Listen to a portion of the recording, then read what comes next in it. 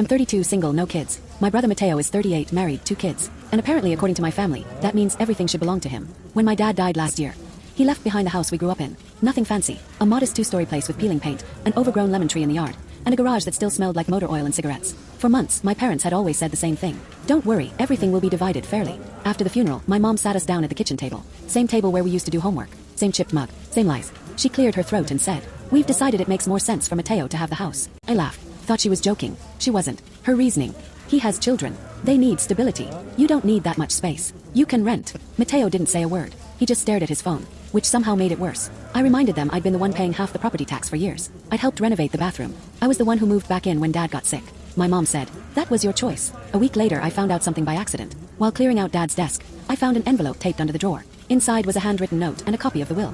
Not the one my mom showed us. This one was dated 6 months later. It clearly stated the house was to be sold and split equally between Mateo and me. There was also a short note from my dad, shaky handwriting. "If anything changes, it's not my decision." I confronted my mom that night. She didn't even deny it. She said Dad was confused at the end, that she did what was best for the family, that Mateo deserved it more. Then she added, quietly, "You were always more independent. You'll be fine." So I did something I never thought I would. I took the will to a lawyer. 2 months later, my mom was served papers. Mateo called me screaming, saying I was selfish, heartless, punishing his kids. But here's the part no one saw coming. During mediation, the lawyer revealed something else. My dad had transferred ownership of the house into a trust weeks before he died. And the trustee, me, not my mom, not Mateo. The house couldn't be sold, couldn't be transferred, not without my approval. The room went silent. My mom started crying. Mateo looked like he'd been punched in the chest. I didn't smile. I didn't gloat. I just said, "I'll be moving back in next month." Now my mom won't speak to me. Mateo tells everyone I destroyed the family. But the house is still standing. The lemon tree is still there. And for the first time in my life, I'm not the one being told to make space for someone else.